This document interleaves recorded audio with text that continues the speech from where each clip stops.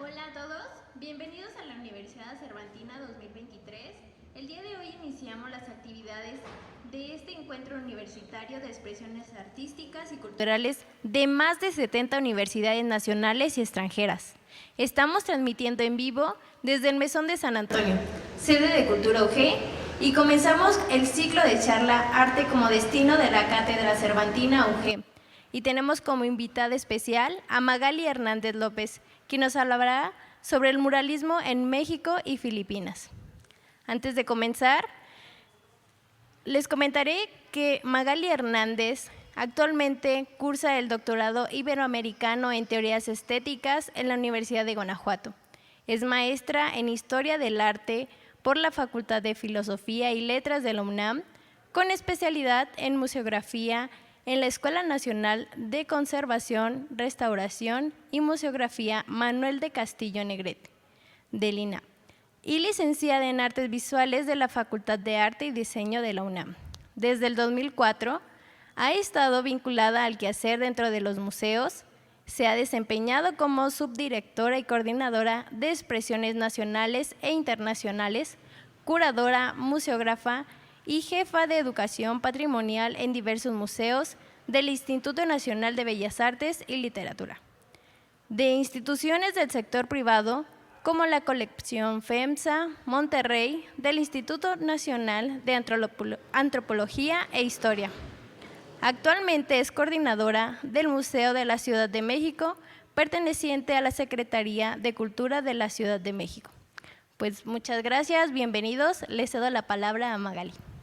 Muchísimas gracias, Moni. Pues bueno, muchísimas gracias por invitarme el día de hoy. Quiero dar unos agradecimientos breves a los organizadores de la Universidad Cervantina, al doctor José Osvaldo Chávez Rodríguez, director de Extensión Cultural, a Karina Yusiel Espinosa Gómez, coordinadora de Impulso y Fomento Cultural de la Dirección de Extensión Cultural, a la doctora Bárbara Gamiño Alvarado, que es mi directora de la tesis, también al doctor Benjamín Valdivia y a April Tillam, curadora del Museo Ayala de Filipinas. Muchísimas gracias a todos ustedes por estar el día de hoy con nosotros. Bueno, pues vamos a comenzar con esta charla. A mí generalmente me gusta más el formato charla que conferencia. Y pues bueno, vamos a ver cómo comenzó todo, cómo comienza este viaje a través de este tema de tesis y de esta investigación. Pues les voy a contar brevemente que surgió a través del interés por el muralismo. Desde que estuve en la Escuela de Artes Plásticas, pues ese tema llamó mucho mi atención, así que comencé a investigar poco a poco. Pero justo se atraviesa también el hecho de salir de la carrera, comenzar a trabajar, y justo tuve la fortuna de trabajar en dos museos muy importantes, como es el Palacio de Bellas Artes, el Museo del Palacio de Bellas Artes, y el Museo Mural Diego Rivera, que es justo de quien vemos este detalle del mural. Y pues justo trabajando con estos museos, pues me di cuenta cada vez más de la relevancia que tiene Diego Rivera dentro de la plástica mexicana, y fue así como me fui cada vez metiendo un poco más en el tema de muralismo y en particular de Diego Rivera. Y finalmente el punto que fue muy importante y focal para hacer este proyecto fue que justo en el 2014 tuve la fortuna de visitar Filipinas, de estar en Manila, y fue a través de este viaje este encuentro con la obra de artistas filipinos, pero principalmente con la obra de Carlos Botón Francisco, y desde ahí empecé a ver cuáles podrían ser estas conexiones entre muralismos de distintos países, pero principalmente de esta conexión entre México y Filipinas.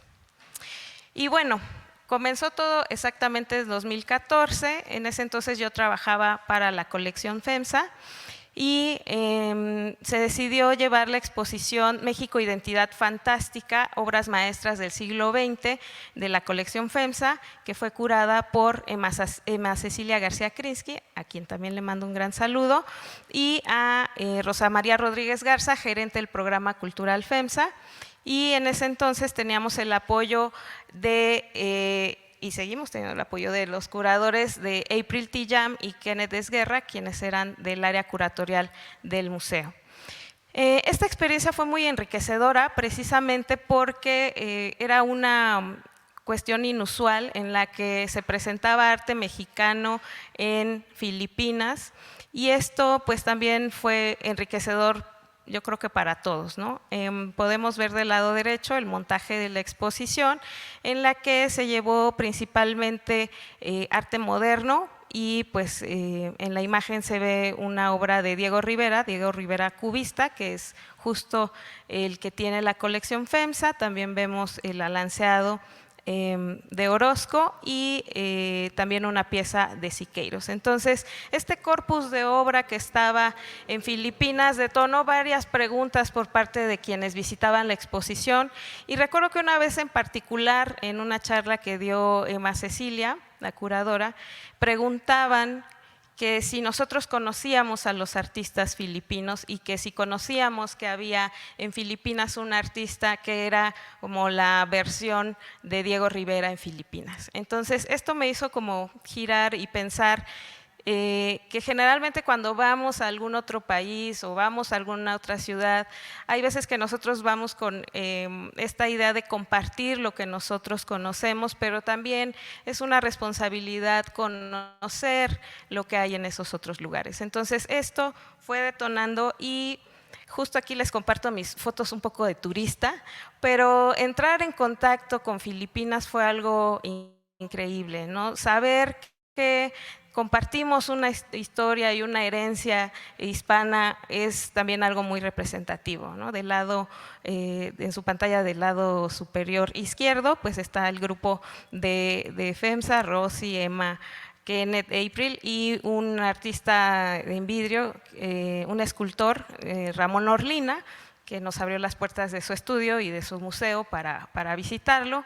También hay un museo donde se puede ver toda la ruta comercial que hizo el Galeón de Manila, y también, bueno, la influencia oriental, o sea, ir a Filipinas y entrar a la zona central que se llama Intramuros. Es un choque porque es como visitar la ciudad de Toledo, pero con muchos elementos asiáticos, como esta foto de la parte central inferior, donde aparece esta portada de iglesia, pero abajo hay una especie como de dragones chinos, ¿no? Entonces, esta mezcla que existe va a ser también muy importante en lo que vamos a ir viendo, ¿no? También la Catedral de Manila. Y en la foto inferior izquierda, donde se ve esta figura amarilla, que es una de las piezas de Ramón Orlina, al fondo se visualiza como una especie de isla, pero en realidad es un volcán, el volcán Tagaytay. Entonces, en estos días tuvimos oportunidad de visitar diferentes lugares, diferentes espacios, ir a museos, y esto fue cada vez llamando más mi atención, y pues nunca imaginé que casi 10 años después estaría aquí frente a ustedes platicando de un proyecto que me emociona mucho y que deseo compartir con ustedes. Bueno, pues la distancia entre México y Filipinas pareciera ser abismal. De hecho, para llegar allá, en promedio, aún en avión, se tarda 2 días entre las conexiones. Entonces, algo que también me hizo llamar la atención es justo ver cómo podemos tener este vínculo y cómo esta herencia que compartimos, cómo pudo darse incluso sin medios de transporte del avión, sino a través del barco y de una ruta marítima que nos unió por mucho tiempo. Es así como este panorama lo quise como dividir en 2 grandes ejes, ¿no? El principal es ¿cómo son estos 3 momentos que existen para llegar a esta investigación, ¿no? El primero es qué hermanan a México y Filipinas, qué es lo que tenemos en común, y pues es justamente la conquista española, el proceso de colonización y la enseñanza del arte basado en modelos europeos, ¿no? ¿Cómo se va dando este proceso? Y es justo a través de la conquista española que vamos teniendo esta situación, ¿no? A la llegada de Hernán Cortés, algunos pueblos a México, a América, algunos pueblos tributarios, entre ellos pues tlaxcaltecas, texcocanos o totonacos, decidieron apoyarlo en sus planes de tomar Teotihuacán. Y entonces pues les pareció que esta alianza podría ser muy beneficiosa, y cuando Cortés tuvo el control de Tenochtitlán y logra su rendición, fue como pudo controlar muy buena parte de los territorios sometidos por la Triple Alianza. Luego de la conquista, pues se inició un periodo que nosotros ya conocemos como la época colonial o el periodo colonial, que permanecería pues mucho tiempo, de 1521 hasta 1821, y con el título de la Nueva España pues adquirió una unidad política. Entonces vemos en la imagen la entrada de Cortés a Tenochtitlán, del Códice Azcatitlán, es un detalle. Entonces vemos cómo esto va a cambiar completamente el rumbo de lo que venían siendo los pueblos prehispánicos. Luego, cuando hablamos del periodo de la colonización, también vamos a ver cómo este periodo va cambiando debido a que con la llegada de los españoles también llegaron muchas otras cuestiones, como fue las enfermedades, ¿no? La viruela, que azotó a la sociedad entonces y a la población, y eso hizo que se diezmara muchísimo. Entonces, para como un poco equilibrar esta pérdida de población, fue que los españoles trajeron a varios esclavos africanos provenientes de Guinea y de Angola, y pues es así como pues se va como un poco equilibrando esta población y sobre todo esta fuerza de trabajo para realizar las grandes encomiendas que se tienen que hacer en cuanto a construcción. Y también este proceso, que originalmente era como esta sensación de otredad, ¿no? De ellos y nosotros, después se fue mezclando para ser mestizos, ¿no? Y toda esta gama de mezclas justo hace que surjan este sistema de castas, que también no solo es un tema de quién con quién se mezclaba, puede ser así, español, india, español, africano, y cómo surgieron todas estas castas de mulatos, criollos, lobos, ¿no? Y también esto a escala, también conforme fueran acercándose más hacia lo hispano, pues gozaban de mayores privilegios, y conforme se acercaran más hacia lo africano, pues era como los iban perdiendo, ¿no? Estos privilegios, o tenían muchas limitaciones. Y aunado a este proceso que se está dando de mestizaje, también surge otro proceso, que es cuando llegan las órdenes mendicantes, las órdenes religiosas de franciscanos, dominicos y agustinos, que son los que comenzaron con este proceso de evangelización, y que pues fueron básicamente también un arma ideológica, fue esta conquista llamada espiritual, para que se pudiera dar este proceso completo de colonización. Y bueno, una parte también que nos atañe en este estudio es el tema de la enseñanza del arte basada en modelos europeos. Aquí damos como un brinquito para llegar justo a esta parte donde pues en 1783 el rey Carlos III expide esta cédula para crear la Real Academia de Nobles Artes en San Carlos de la Nueva España, y es hasta 1785, que se lleva a cabo la ceremonia de la inauguración de los cursos de la Academia de San Carlos, y su primera sede fue la Casa de Moneda, la Real Casa de Moneda, que ahora es en donde está ubicado el Museo Nacional de las Culturas del Mundo, que pertenece al INAH. Esa fue como la primer sede, y ya posteriormente es el edificio que conocemos ahora, como en esta imagen de Michaud, el edificio de la Academia, que se ubica en la calle justo de Academia. Y bueno, en esta academia justo también sigue permeando esta identidad hispana, cómo era que al fundarse justo traían estos modelos europeos a América. Yo creo que justo fue cuando hubo este choque de culturas, que todavía existía la idea de los amanuenses, de los tlacuilos, ¿no? Cómo fue esa fusión y cómo incluso estos tlacuilos ayudaron a generar los primeros murales en los conventos, y cómo después se fue permeando hasta que llegamos a un momento histórico en el que el arte pues ya tenía una ideología y también una forma de representación, ¿no? Y en este caso, pues es justo la academia la que dicta el gusto, la forma en que se tienen que realizar todas las, digamos, la producción que se realiza en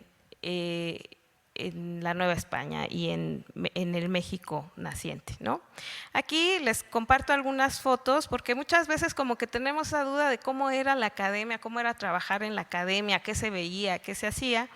Y entonces aquí tenemos unos alumnos durante la clase de dibujo. Esta ya es una fotografía mucho más contemporánea, de 1905. Entonces vemos cómo pues existen todavía este uso de los yesos, del dibujo de yesos, para que puedan como ejercitar precisamente el arte del dibujo. Y también justo las áreas que se daban o las carreras que se impartían o los ramos que se daban eran la arquitectura, la pintura, la escultura y el grabado. Esas eran como las grandes ramas en las que se concentraba los estudios en la academia. Cuando recién surge, también un requisito que era importante era que los alumnos supieran leer y escribir, que eso también llamó mi atención cuando estuve revisando ahí los planes de estudio. Y también les pedían que dibujaran cabezas, pies, manos, ojos, y también cursaban clases de relieve, dibujando cabezas, torsos, figuras de yeso. Y esto lo destinaban en 6 horas y las 2 horas restantes de su jornada lo dedicaban a estudios de perspectiva. Y también tomaban clases de pintura y acreditaban sus estudios cuando obtenían un certificado de suficiencia de conocimientos o un curso de anatomía. Y entonces, pues ya después fue avanzando hasta tener estos estudios del natural, ya incluían un poco más del paisaje, el colorido. También tomaban clases de dibujo al desnudo, tanto desnudo o semidesnudo, y pues también sobre el paisaje. También una parte fundamental eran los maestros. Los maestros eran elegidos con mucho cuidado, muchos de ellos venían de España, otros eran unos fieles seguidores, acérrimos seguidores del modelo europeo. Y bueno, aquí vemos esta fotografía de este grupo de profesores en 1906. Y pues justo esta imagen también es muy llamativa porque justo están delante o atrás está esta escultura, ¿no? Como reforzando estos ideales europeos.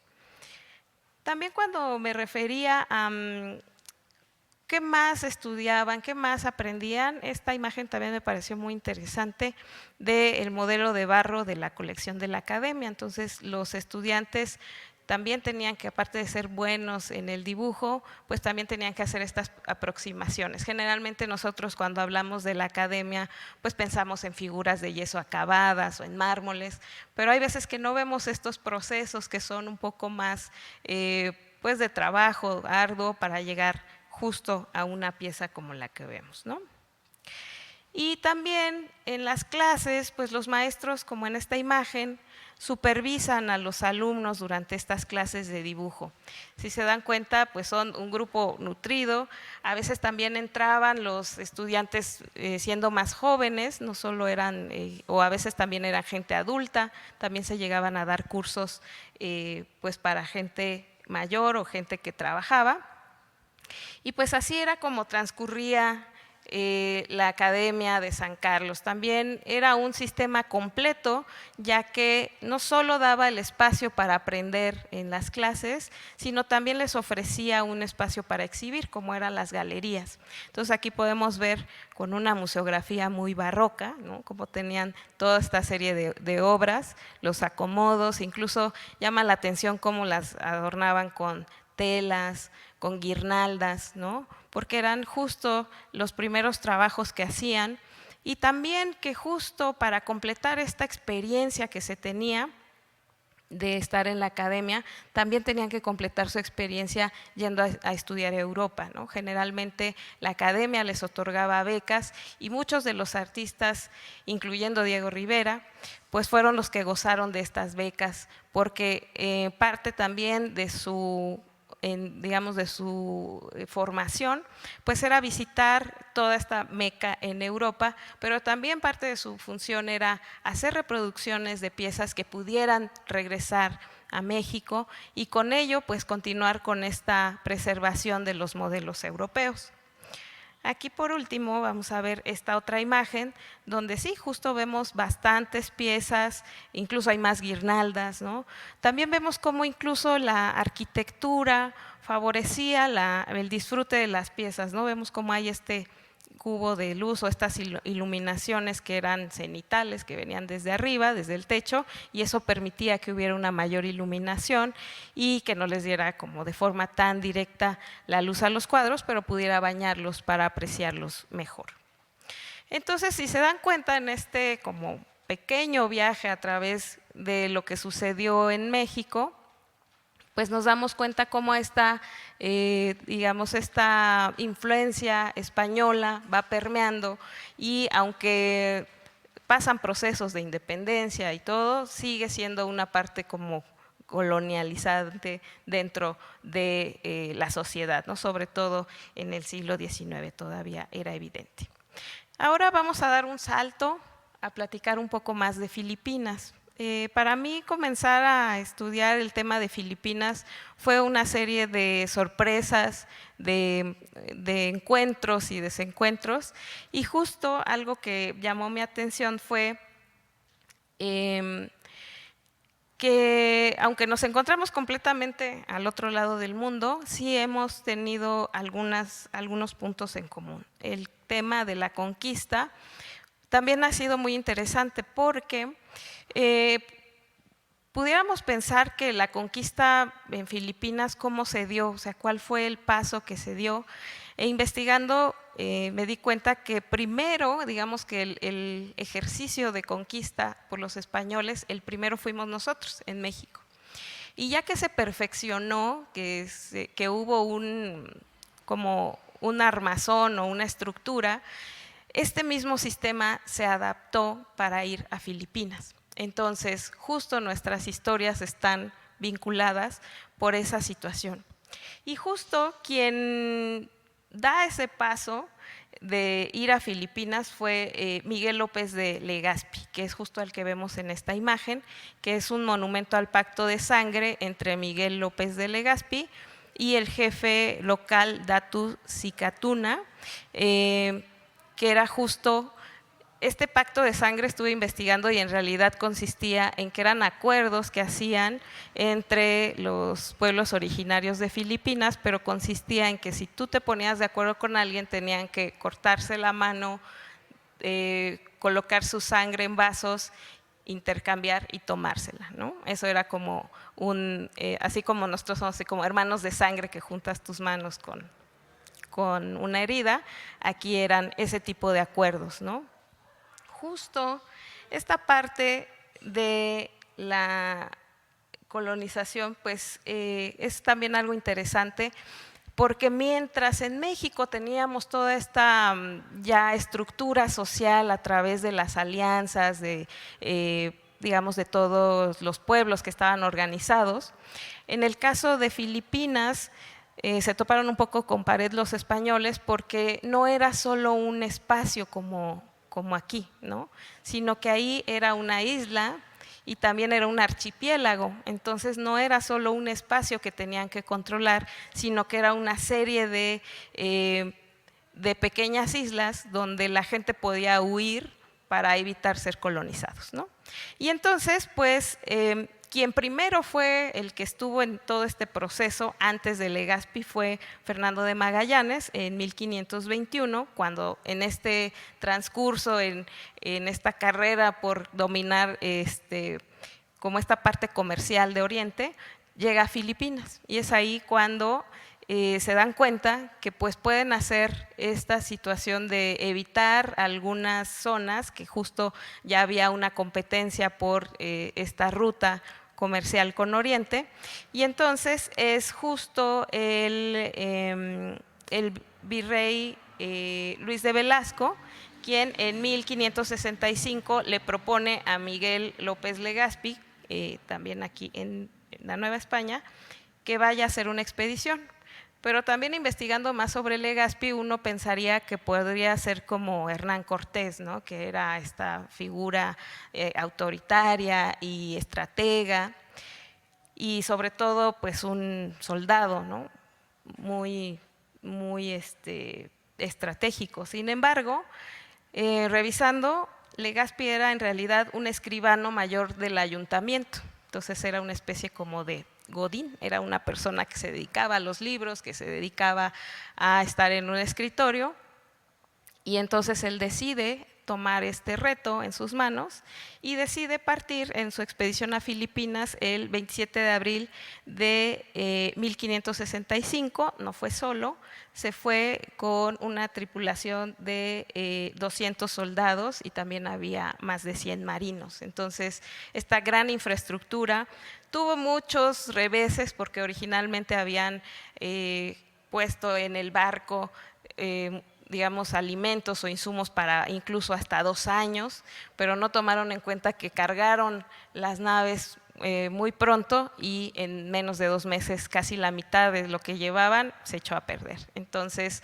fue una travesía larga y tenían 4 motivos para llegar a Filipinas. El primero que les había comentado era el de encontrar la ruta de vuelta, de regreso o lo que se llama el tornaviaje por el Pacífico, porque muchos, o sea, se hicieron como más de 4 o 5 expediciones, muchos intentos donde trataban de llegar, llegaban por diferentes partes, pero no podían regresar y ese era el problema. Tenían que hacer un circuito completo para poder hacer y afianzar ese circuito para poder ir y venir sin peligros, porque muchos morían en esas travesías, ¿no?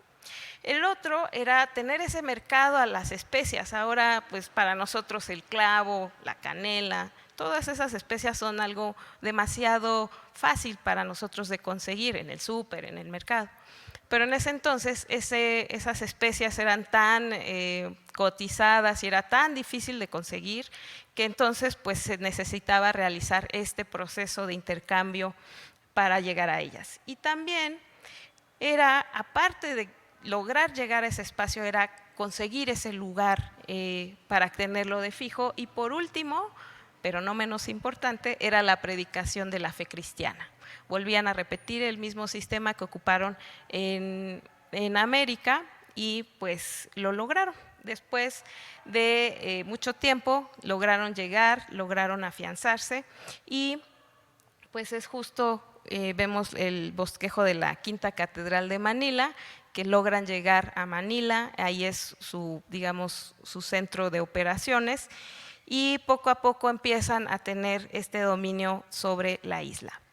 Algo en el que hubo mucho intercambio a través también del galeón de Manila, del famoso galeón de Manila, fue todo este intercambio que vino justo porque había estos puertos entre Acapulco y Manila, que eran los que traían y llevaban mercaderías. Dentro de esas mercaderías o de esos objetos se encontraban muchos que aquí eran como un poco exóticos. Uno de ellos era el marfil.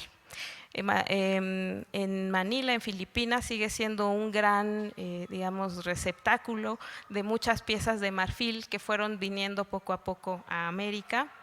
Y también otro artefacto era pues justo el biombo, que más bien tiene un origen japonés y poco a poco fue como viajando a través de diferentes espacios hasta que también llega a América. Tenemos como esta influencia de los biombos de la conquista, ¿no?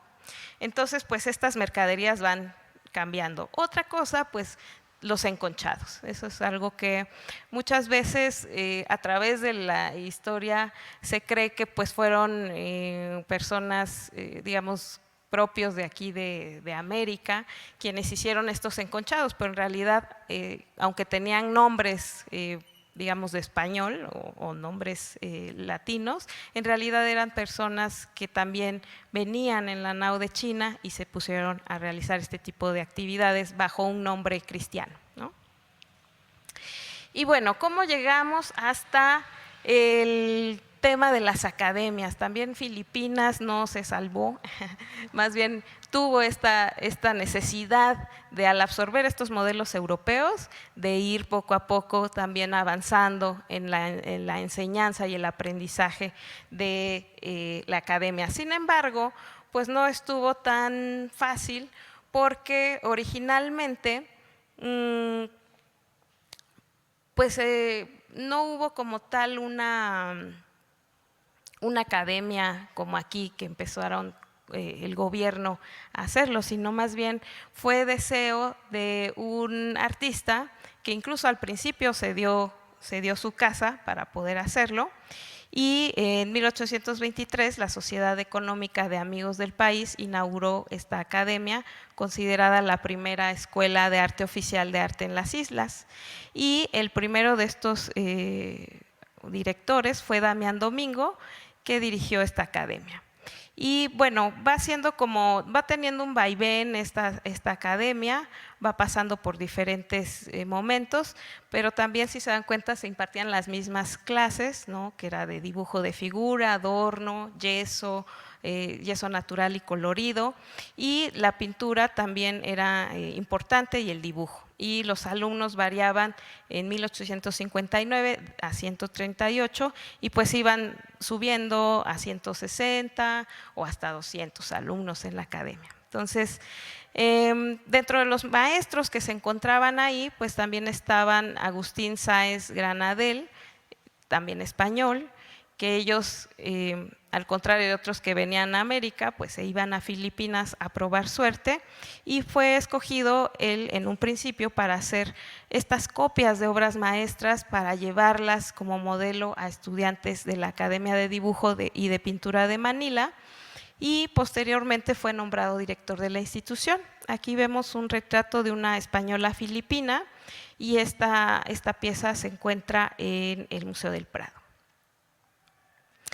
Y bueno, ahora vamos a otra de nuestras partes como neurálgicas, que es justo como ya vimos este recorrido a través de la historia de México y Filipinas, en donde hemos tenido estos puntos de toque y en donde también hemos tenido estas, digamos, divergencias, ¿no? Aquí también me interesa analizar el trabajo de dos grandes artistas, uno pues que es un orgullo para México, el mundo, y para Guanajuato sobre todo, y también es algo que llamó mucho mi atención porque justo estamos en la tierra que lo vio nacer, y de Carlos Botón Francisco, que es este otro artista que es justo uno de los grandes representantes del muralismo en Filipinas, y hacer un diálogo entre estos artistas. Y bueno, de Diego Rivera, pues sabemos que nació en 1886, fallece en 1957, y él también estuvo digamos, con esta preparación a través de la academia, y del lado izquierdo podemos verlo en una de las clases, y pues justo tenía de su lado y a su lado a demasiados artistas importantes, Saturnino Herrán, Montenegro.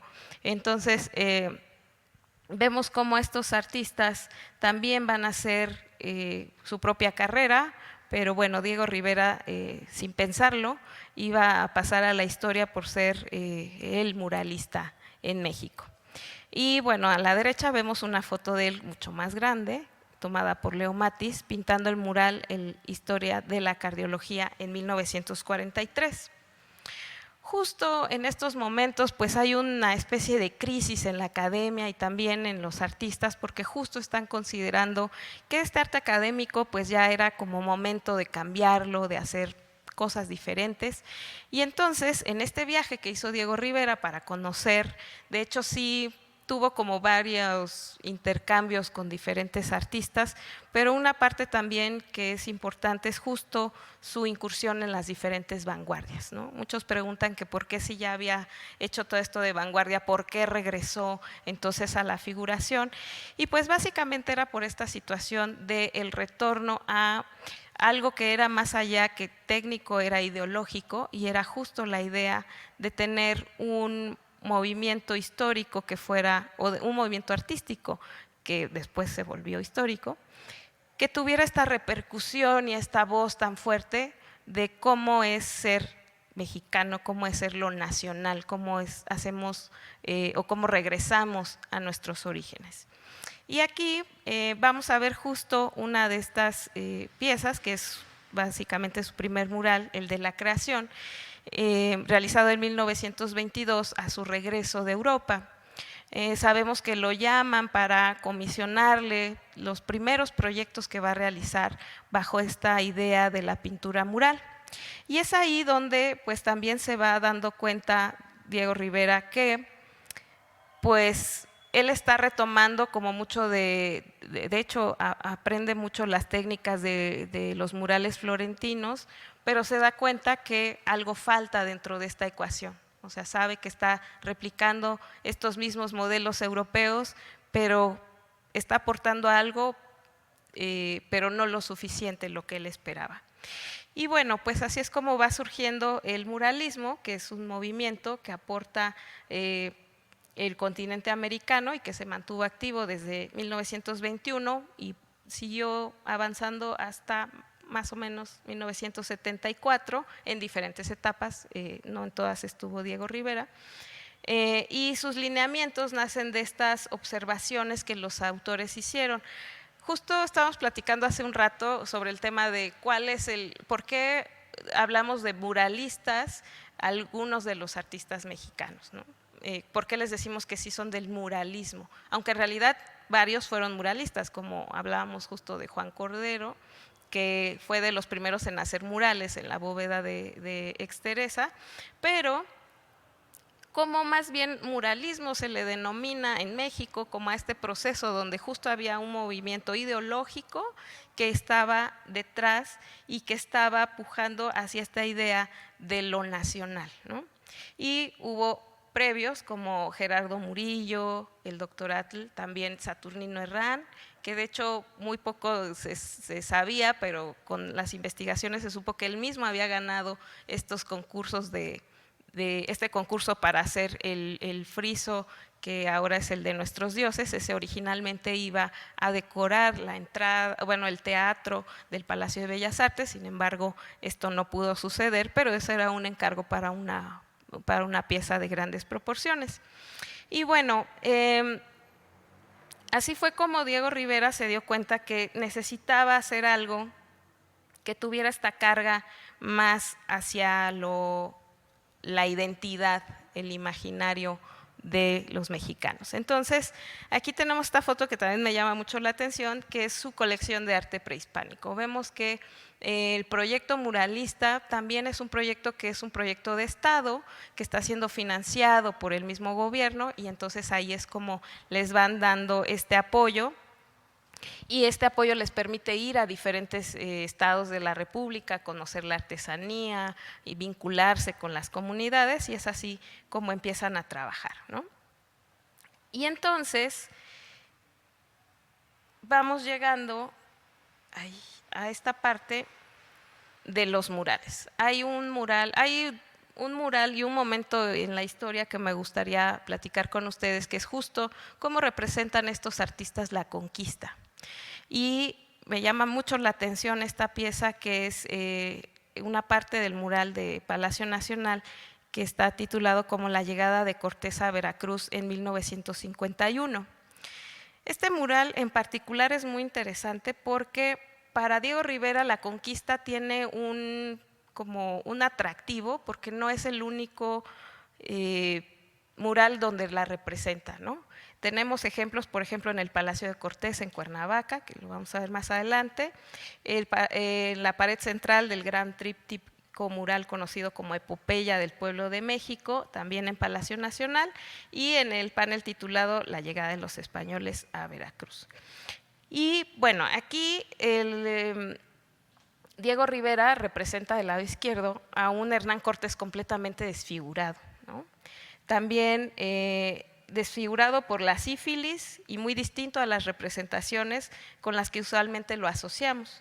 Y tiene un aspecto de monstruo conquistador, y al centro en el mural se le ve recibiendo, que es justo en la parte de abajo, se le ve recibiendo un impuesto pagado por un español, mientras que en el fondo del lado izquierdo vuelve a aparecer recibiendo oro de un indígena recién convertido al cristianismo, a punta de espada, ¿no? Y al fondo se vislumbra un personaje colgando.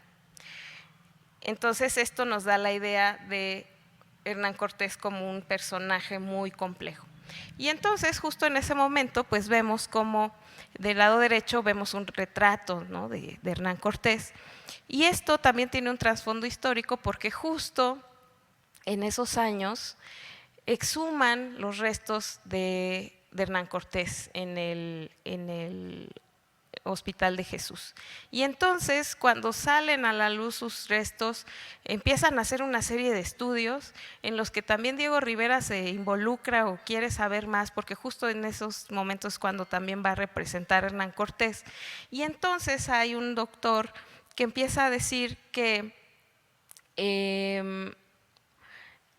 hubo una comisión de antropólogos físicos, entre los que se encontraba Eusebio Dávalos Hurtado y los profesores Javier Romero Molina y Felipe Montemayor, que rindieron dictamen y comentaron, y cito, que el cráneo parecía no pertenecer al resto de los huesos y que tenía características femeninas, que tenía una lesión en el omóplato y húmero derecho, que seguramente no le permitiría mover el hombro derecho y que el brazo le quedaría separado del cuerpo, que tibias y peronés denotaban arqueamiento de las lesiones que presentaban y que se debían a una osteitis o una osteosis, pero nunca debido a tuberculosis o sífilis. Sin embargo, el doctor Alfonso Quirós Cuarón hizo un estudio de los mismos restos, pero sirviéndose para ello de las fotografías de los huesos en su estudio médico-legal.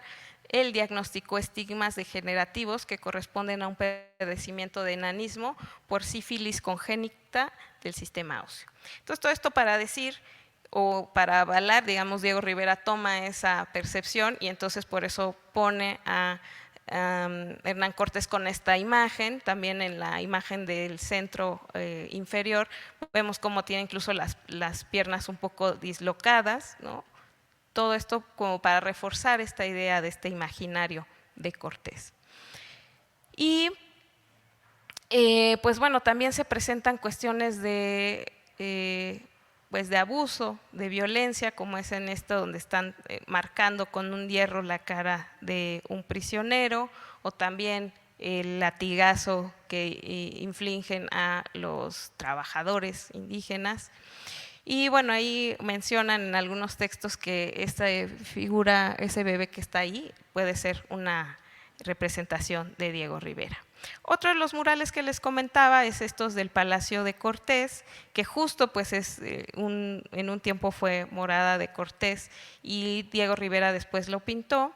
Y bueno, pues aquí vemos otra representación del mismo Diego Rivera, pero con un Cortés completamente diferente, donde aparece Cortés, Malitzin y Aguilar hablando con los embajadores. Entonces, si nos damos cuenta, todas estas ideas que tenemos en torno a ciertos personajes históricos, pues son realmente parte de del imaginario colectivo o también de una forma de representación personal, ¿no? De pronto estas imágenes que son icónicas, pues también tienen un trasfondo, ¿no? También aquí Diego Rivera es donde presenta justo esta idea de la conquista en el Palacio de Cortés. Y luego pasamos con nuestro otro artista que en México no lo conocemos mucho, que es Carlos Botón Francisco, y él proviene de Angono, Filipinas. Nació en 1912 y falleció en 1969. Él tenía un poco en común con Diego Rivera, que también era amante del tema arqueológico, y entonces él descubre unos petroglifos llamados de Angono, que es justo de la ciudad de donde él es oriundo, y entonces él los descubre y tiene también este gusto por el retorno hacia esta idea de, digamos, de una libertad fuera de la colonización, ¿no? Aquí también llama la atención porque si en México tuvimos este triunvirato de Siqueiros, Orozco, Rivera, aquí también hay un triunvirato entre Carlos Botón Francisco, Galo Beocampo y Victorio Edades, que eran como los tres grandes pintores de murales en Filipinas, y están aquí pintando Filipinas en ascenso. Ellos también estuvieron pintando en diferentes espacios públicos que eran teatros, cines, algunos edificios públicos, pero el movimiento en Filipinas no tenía como todo este aparato intelectual, social que tenía el movimiento en México, pero sí tenía una fuerte raigambre del tema de dejar un poco atrás estos modelos 100% europeizantes y comienzan a meter elementos más de pues, pueblos originarios, etcétera. Y entonces aquí vemos un mural que justo pintaron los tres, que se llama La generosa cosecha de la madre naturaleza, realizado en 1935, y vemos cómo ya tiene como este toque no tan europeo, vemos estos elementos un poco más hasta parecieran un poco más goganescos, ¿no? Como estos temas más libres de pintar. También esta sí es de Botón Francisco, que se llama Bajo el árbol del mango, y nos recuerda un poco pues la paleta de Cézanne o de otros artistas europeos. También Botón estuvo un tiempo en la academia, sin embargo, él no concluyó sus estudios, decidió que era más práctico continuar por sí mismo. También aquí vemos este tema de mujer y niño caminando a través del viento, que también es algo interesante cómo van trabajando con el tema de lo cotidiano, ¿no? Ambos hacen pintura de caballete, Diego y Botón, pero cómo van evolucionando hasta llegar a estos grandes trabajos dentro de los murales. Esta es otra pieza titulada Fiesta y es de 1946. Y vemos cómo está también realizada, cómo son los colores vibrantes. Tal vez aquí está un poquito más iluminada esta imagen, pero sí, la paleta de color cambia. Uno de los grandes proyectos que hace Botón Francisco es un panel mural muy grande titulado La lucha filipina a través de la historia. Originalmente estaba en otro sitio y se va trasladando se trasladó del Manila City Hall al Museo Nacional de Filipinas en 2013 y consta de unos paneles que él hizo al óleo, no había esta noción de pintura mural al fresco, y estos temas que trabaja son, por ejemplo, un panel titulado La colonización española, el viaje de Galeón de Manila, Francisco Balagtas, que son personajes importantes, o Rizal, que fueron grandes pensadores. Y aquí vemos justo cómo es la representación de estos pueblos originarios, de estos líderes, y cómo los va representando Botón Francisco. Si se dan cuenta, todavía tienen una gran carga europea, todavía los rasgos siguen siendo más europeizantes, pero también se empieza a notar esta sensación de que el disgusto o esta idea de no someterse ante los deseos de los conquistadores, ¿no? Y este mural comienza con la época precolonial del comercio entre las islas y la fortaleza, y en esta escena vemos al Rajá Sulaimán, que era el gobernante cuando ocurrió la invasión de Legazpi. Y Manila ya estaba influenciada por los reinos vecinos del sudeste asiático, y Botón representa al Rajá como un joven altivo, pero todavía con rasgos un poco más europeos. Y si bien la representación de este Rajá es muy occidental y apenas se perciben estos rasgos orientales, se alude a este orgullo y altivez que se rehúsa a ser conquistado por una nación extranjera, y el artista no muestra esa lucha frontal entre el Rajá y Legazpi, sino que hay justamente otro elemento que se interpone entre los dos, que es justo esta figura de un personaje religioso. Y también vemos lo mismo, ¿no? Cómo surge esta noción de la conquista espiritual. También aquí vemos unos soldados que están como cubriéndose con estos estandartes españoles. También vemos algunas representaciones de los pueblos originarios, pero también es interesante cómo también la representación aquí sí es un poco más fiel a cómo deberían de verse, ¿no? El tono de piel, los rasgos. Y finalmente vemos a Legazpi, ¿no? Que ha tirado uno de sus guantes al piso, que está bebiendo de una copa, tal vez haciendo alusión a este pacto que habíamos visto en esta escultura, y donde aparece el estandarte y el texto que alude a la fundación de Manila, el 24 de junio de 1571. Y bueno, también aquí vemos otros personajes más orientales, que todavía se ven mucho más orientales, chinos o de otro lugar. Y también aquí, digamos, para cerrar, es justo esta visión en cómo algunos exaltan esta idea de Legazpi, el conquistador, y Diego Rivera, por su parte, como que lo deja un poco en entredicho, y también como esta idea del muralismo exalta esta parte o retoma estas fuerzas de la idea de identidad y cómo las van, digamos, llevando poco a poco para generar su propio imaginario, su propia idea de cómo debe ser una nueva sociedad, ¿no? En la que ya no solo existe esta idea de la conquista, sino cómo esta idea de colonización de pronto se va permeando en nosotros. Actualmente nosotros, aunque no lo queramos, de pronto tenemos ciertas acciones colonialistas que a veces ni siquiera nos damos cuenta, y cómo de pronto esta idea de colonización del ser, o sea, de tanto intelectual como físicamente, la conquista fue más bien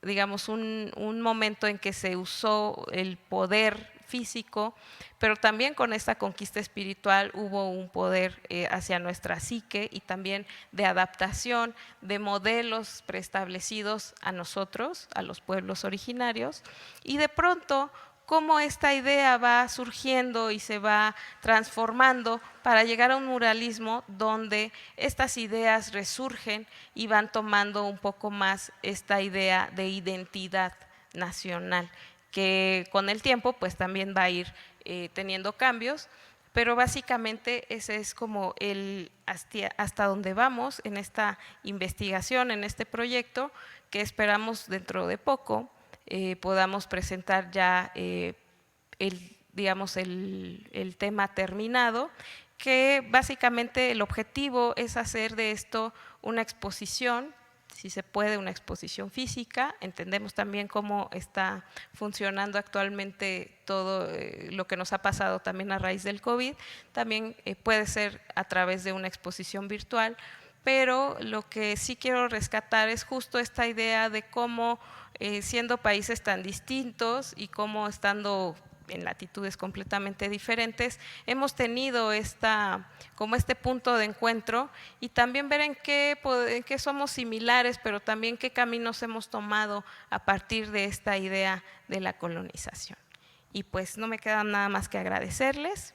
Ese es mi correo electrónico por si alguien tiene alguna duda o alguna pregunta, y pues no sé si dentro del público que nos acompaña o del virtual quieran hacer alguna pregunta. Muchas gracias.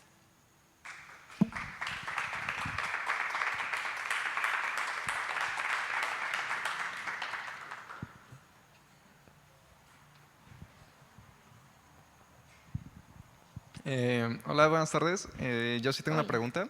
Sí. Y bueno, ¿podremos decir que Diego Rivera tenía un sesgo de confirmación buscando mostrar a los españoles, siendo un poquito más específico a Hernán Cortés, de una forma cruda, o simplemente quería mostrar en sus pinturas la realidad que se narraba en los hechos históricos? Gracias. Sí, gracias. Pues yo creo que es ahí donde juega mucho el tema de la representación, ¿no? Muchas veces, si te das cuenta, como en el recorrido que hicimos, tuvo formas diferentes de representar a Cortés. Obviamente sí había como esta idea todavía de mostrar la forma en que era más crudo, y de esta forma como que este hallazgo de los restos de Cortés le ayudó en cierta forma para poder representarlo más, como que también ahí es curioso cómo de pronto parte de esta idea de que si yo encuentro un objeto y si encuentro a alguien que diga que así era la persona, es como las ideas que tenemos de deidades, ¿no? Por ejemplo, Cristo. Nadie ha visto a Cristo, pero hay una iconografía de cómo debería ser. Entonces creo que Diego Rivera sí en algún momento quiso, a través de su pintura, darle esa sensación de no de un Cortés fuerte y conquistador, como se ha visto en otros cuadros, sino que a través de esta representación, porque en realidad lo que a mí me llama la atención del arte es que justo como cualquier otra cosa, tenemos un punto de vista hacia ese objeto, esa persona.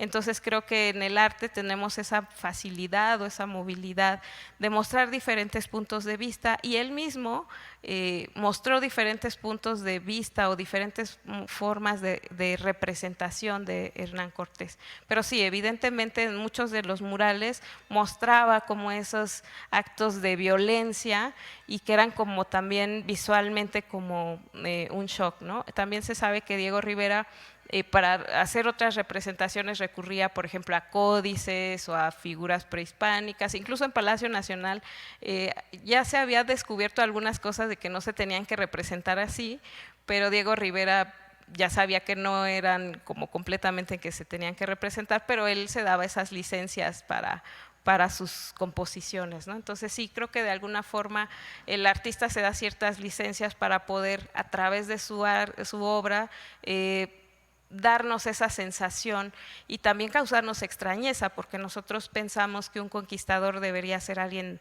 empoderado, fuerte, y si tú ves a un personaje así, como que te hace pensar en qué radica su fuerza y cómo es que pudo conquistar todo un imperio, ¿no? Adelante.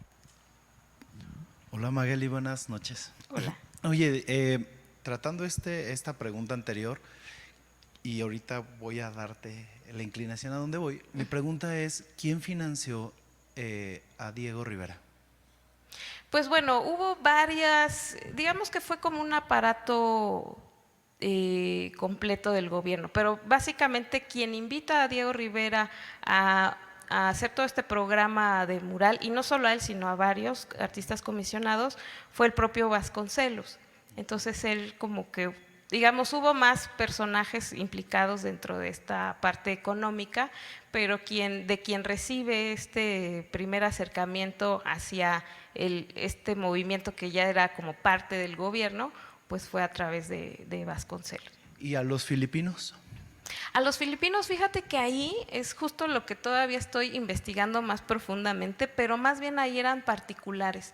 Lo que estoy viendo, y también no quiero adelantar más porque tal vez cometería algún falso histórico, pero lo que llevo avanzado es que más bien eran particulares quienes les encargaban, o sí el gobierno, pero no era como un programa como tal, como en México, que sí había digamos, había incluso hasta tabuladores, ¿no? Que incluso a Diego Rivera le llegan a pagar ciertos pesos por metro cuadrado, pero en el caso de los filipinos, hasta donde he investigado, más bien ellos eran o les pagaban, eran contratados por particulares y el gobierno, pero no eran como encargos, eran comisiones nada más.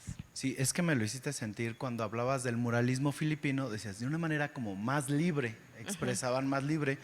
Entonces lo que me lleva a la reflexión es que los muralistas mexicanos sí tenían un sesgo político, completamente ideológico, que venía de José Vasconcelos con el hecho de implementar una nueva política de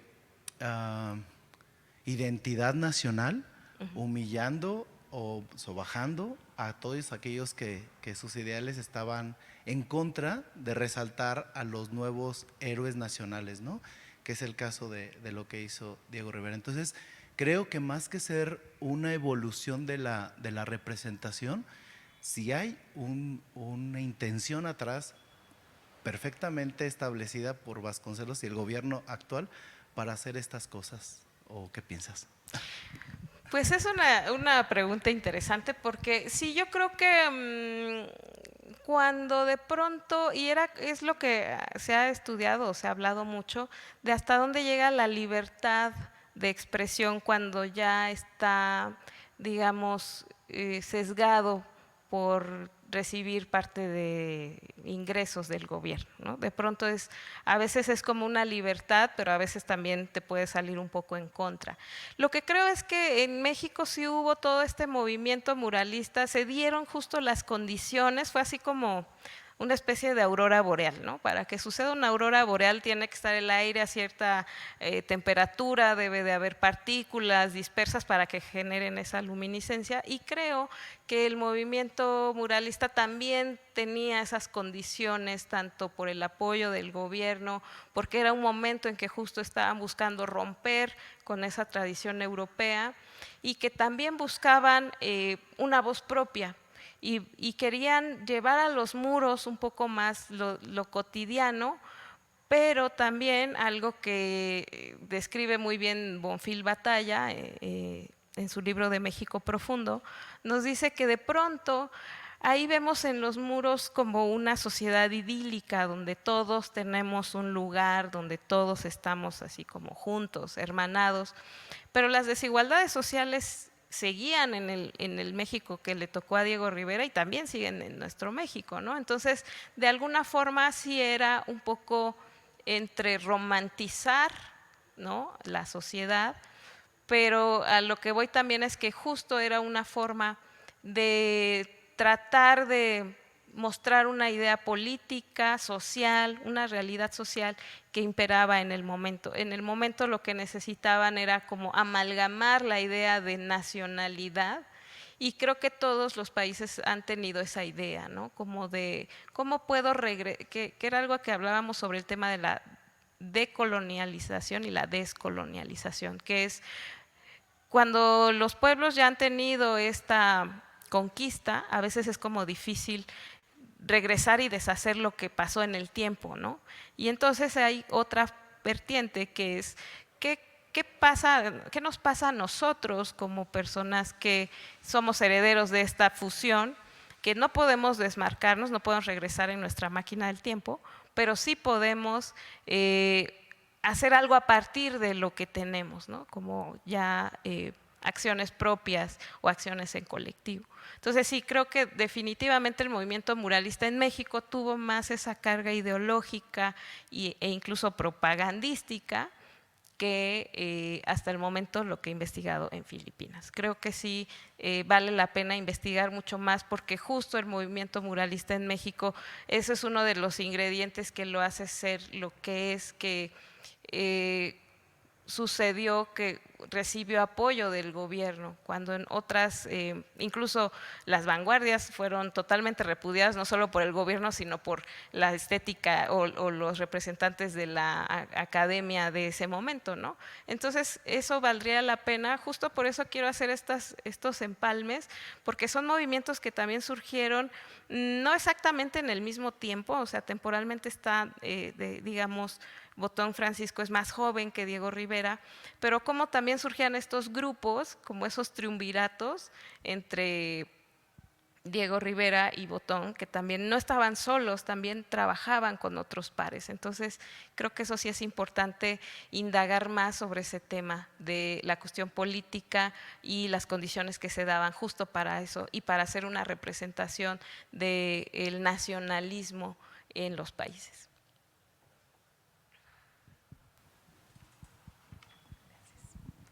Hola Magali. Hola.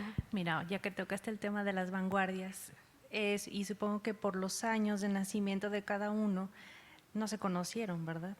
Fíjate que fue muy lamentable. También hay un investigador, ahorita te digo el nombre, un investigador filipino que él también ha estado haciendo investigaciones sobre Diego Rivera y Botón.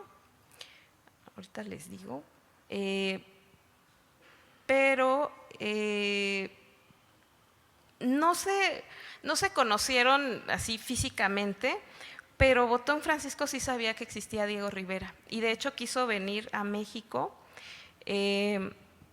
Ahorita te digo, justo iba a venir porque ya le habían hecho una invitación para conocer los murales, sin embargo no le fue posible debido a que estaba enfermo.